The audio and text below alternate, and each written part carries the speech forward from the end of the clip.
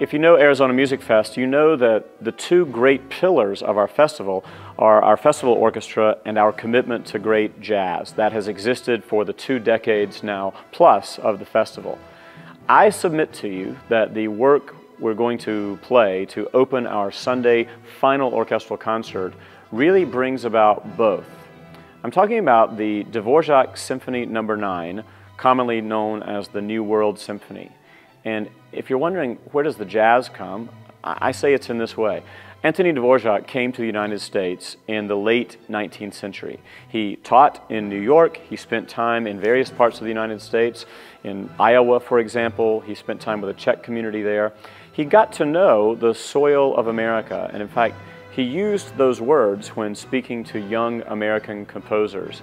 He said to them, "You, young American composers, have been reaching into the soil of Europe looking for inspiration, and that's why you're not finding strong footing in your compositional output.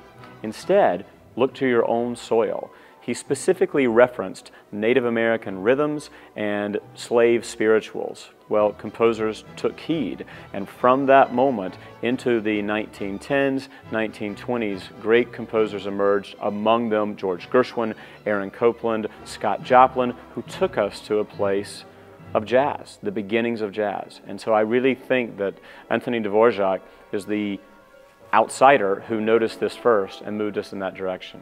The New World Symphony was written in the United States and was written about his time here, and of course is some of the most famous melodies known in all of the orchestral world.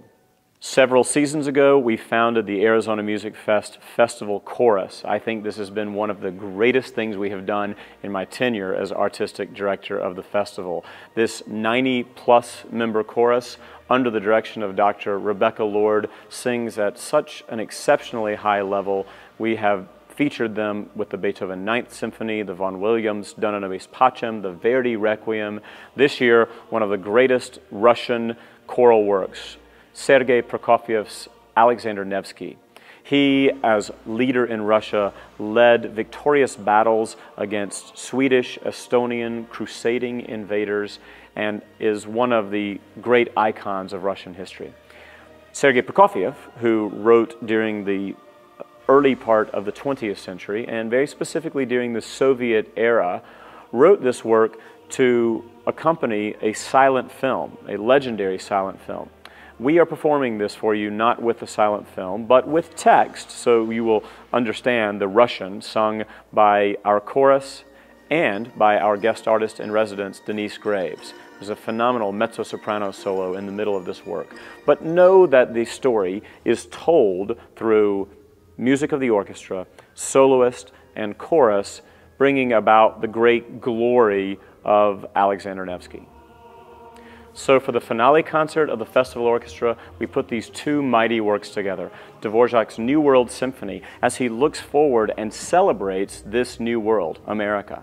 And Prokofiev's Alexander Nevsky, Sergei Prokofiev, the great Soviet composer, looking back into the great history of Mother Russia. Don't miss this finale concert.